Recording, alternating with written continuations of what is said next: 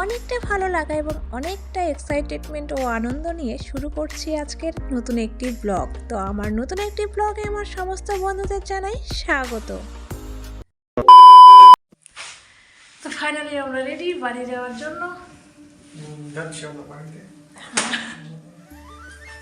আগের ভিডিওতে আমি তোমাদেরকে জানিয়েছিলাম যে আজ আমরা যাচ্ছি ছুটিতে। ফাইনালি 5.5 মাস পর আজ আমরা বাড়ির পথে রওনা দিচ্ছি। তার জন্য আজ আমরা অনেকটাই হ্যাপি। যেহেতু ছুটিতে যাচ্ছি তার জন্য কোর্টের সমস্ত জিনিস কিন্তু আমার গোছানো একদম কমপ্লিট, সেটাই এখন আমি তোমাদের সঙ্গে শেয়ার করছি।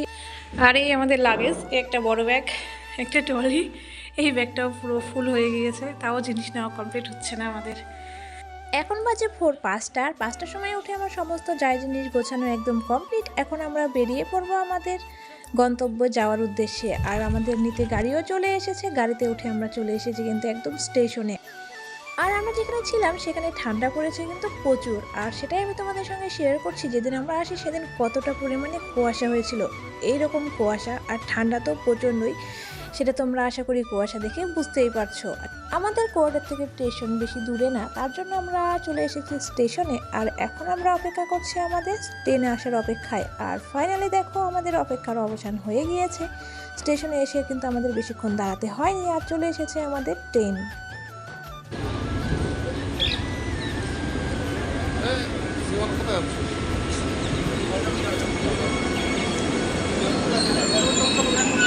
অনেকটা আনন্দ নিয়ে আমরা কিন্তু উঠে পড়েছি ট্রেনে বাড়িতে যাওয়ার উদ্দেশ্যে।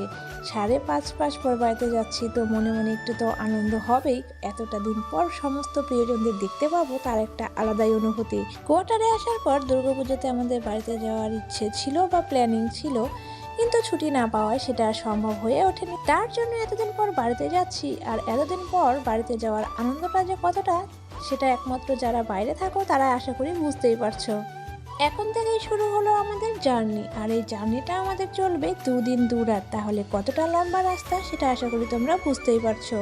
আর হ্যাঁ, এটাই হলো আমার প্রিয় মানুষের সঙ্গে ফার্স্ট এত দূরের জার্নি, মানে তোমাদের দাদা ভাইয়ের সঙ্গে ফার্স্ট আমি ট্রেন জার্নি করছি, তাও আবার এত দূরের রাস্তায়। এর আগে কখনো তোমাদের দাদা ভাইয়ের সঙ্গে আমি এত দূরের জার্নি করিনি, এটাই আমার ফার্স্ট টাইম। তার জন্য জার্নিটা আমার কাছে অনেকটা স্পেশাল। আর কোয়ার্টারে আসার সময় আমি তো এসেছিলাম আমার দেওর মানে ভাইয়ের সঙ্গে, তো সেই ভিডিওটা তোমরা যারা দেখোনি ডেসক্রিপশনে লিঙ্ক দেওয়া থাকবে, তোমাদের যদি মন চায় তাহলে কিন্তু অবশ্যই দেখতে পারো। বন্দে ভারত ট্রেনে এটাই আমার প্রথম ওঠা। আর আমরা যেহেতু উঠেছি সকালে, তো তার জন্য ট্রেনে ওঠার পরে চলে এসেছে আমাদের সকালের ব্রেকফাস্ট। আর সকালের ব্রেকফাস্টে কী কী ছিল সেটাই আমি তোমাদের সঙ্গে শেয়ার করছি। দূরের জার্নি অনেকটা বোরিং হয়, আর আমার এই জার্নিটা অনেকটা দূরের হলেও যেহেতু প্রিয় মানুষের সঙ্গে, তো সেহেতু বোরিং এর কোনো চান্সই নেই। তো দুজনে অনেক হাসি মজা গল্প করতে করতে এবং বাইরের সিন দেখতে দেখতে বইয়ের পাতায় পড়া অনেক জানা অজানা শহর এবং গ্রামের মধ্য দিয়ে কিন্তু আমরা ধীরে ধীরে এগিয়ে চলেছি আমাদের বাড়ির পথে। হ্যাঁ, এই তো এখানে দেখা যায়।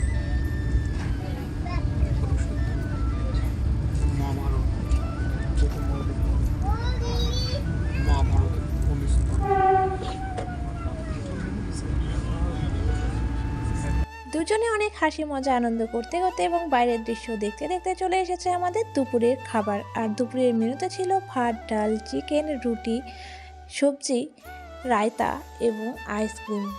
এরপর আমরা চলে এসেছি ভারতের ব্যস্ততম স্টেশনগুলির মধ্যে অন্যতম একটি স্টেশন দিল্লি স্টেশনে। আর এরপর এখান থেকে আমাদের শুরু হবে নেক্সট যাত্রা, যার জন্য আমরা এখানে অপেক্ষা করছি পরবর্তী ট্রেন আসার। আর যেহেতু ট্রেনটা আসতে একটু লেট ছিল, তো তার জন্য আমরা দুজনে কিন্তু এখানে বসে আছি এবং টাইমটাকে এনজয় করছি। যেহেতু দুজনের প্রথম একসঙ্গে যাত্রা, তো সেহেতু দুজনের যাত্রাটা কিন্তু বেশ ভালোই কাটছিল। আর তোমাদের সঙ্গে কথা বলতে বলতে পরের যাত্রাটা আমাদের শুরু হয়ে গিয়েছে। আমরা ট্রেনে কিন্তু অলরেডি উঠে গিয়েছি, আর এখন কিন্তু হয়ে গিয়েছে রাত্রি।